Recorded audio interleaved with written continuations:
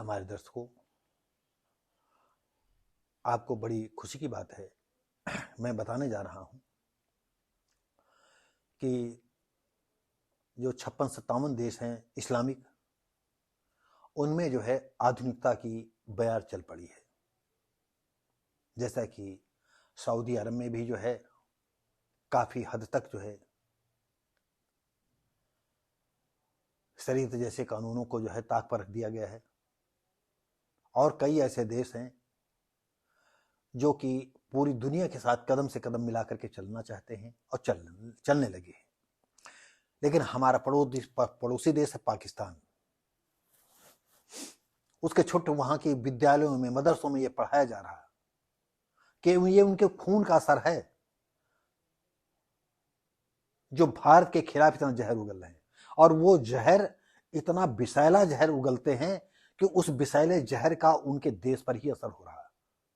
उनकी छींक तक हमारे देश में नहीं आ रही है, और उस विषैले जहर से पूरा पाकिस्तान मटिया मेट हुआ जा रहा है। इसको कोई अब रोक नहीं सकता है। छोटे छोटे बच्चे जो है हिंदुस्तान के खिलाफ बोल रहे हैं। हमारे हिंदुस्तान का सारा आदमी जो है भाईचारे की तरह बात करता है।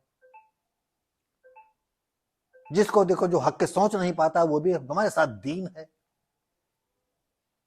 हमारे पास शरीयत है, हमारे पास कलमा है। अब क्या कहें, अच्छा नहीं लगता है। बोलने को तो बहुत कुछ होता है, और ये सरिया और कानून और दलित और नारे तकबीर, ये सब तुम्हारे है, सब उल्टा जो है तुमको जो है असली जन्नत दिखा देगा। जो मुल्ला मौलवी दाढ़ी रखा कर बढ़िया तकरीरें देते हैं ना, हैं? अरे कितने मूर्ख है तुम्हारे मुल्ला मौलवी, जो 72 हुरों का जो है तुमको सपना दिखाया करते हैं।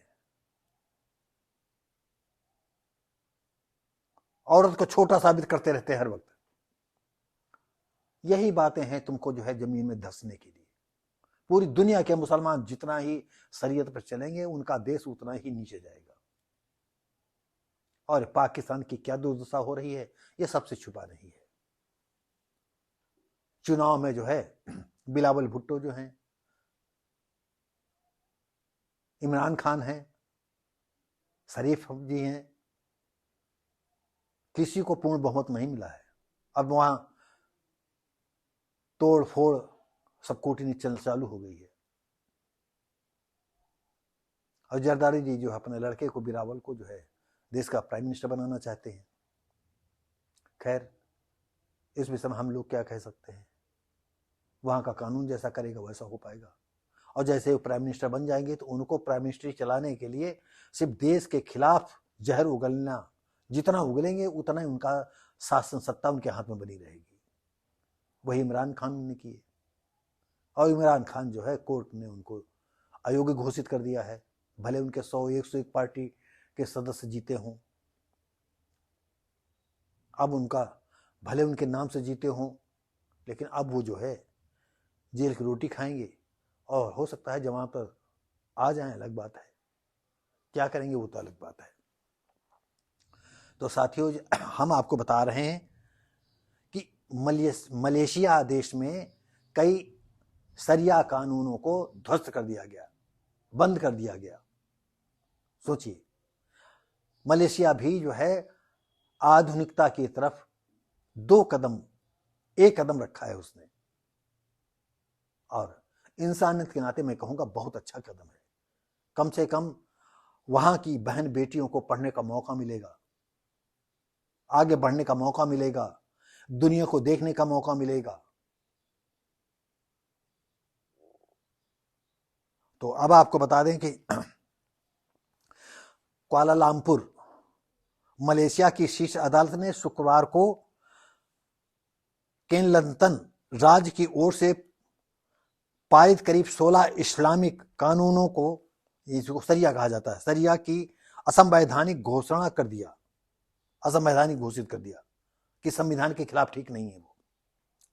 अदालत ने कहा कि ऐसे कानून थे जो देश के अन्य हिस्सों में लागू समान शरिया कानूनों को प्रभावित करते थे। इसलिए अदालत 8-1 से इस फैसले को अमान्य घोषित करती है।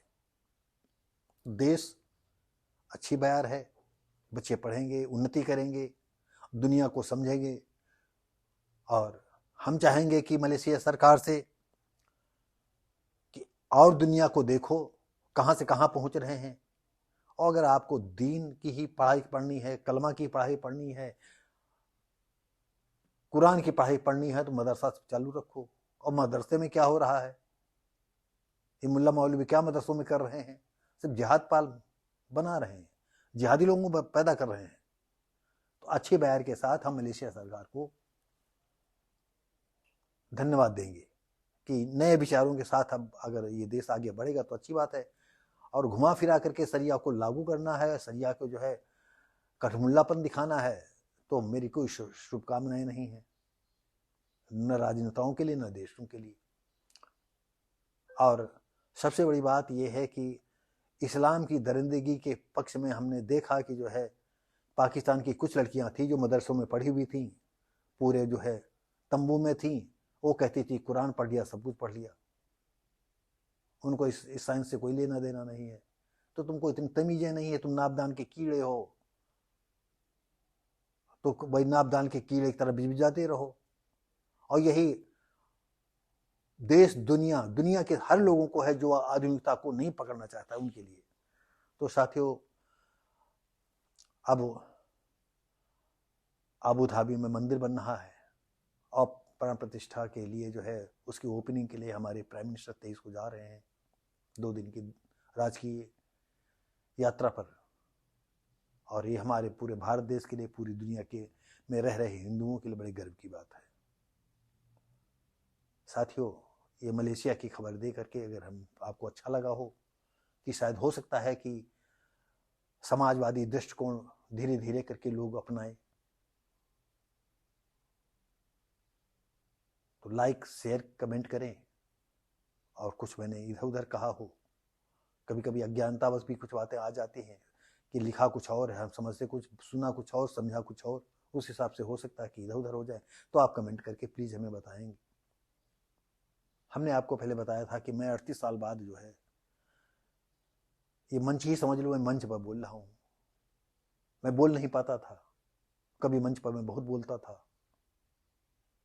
तो साथियों, लाइक, शेयर, कमेंट करें, सब्सक्राइब करें। धन्यवाद।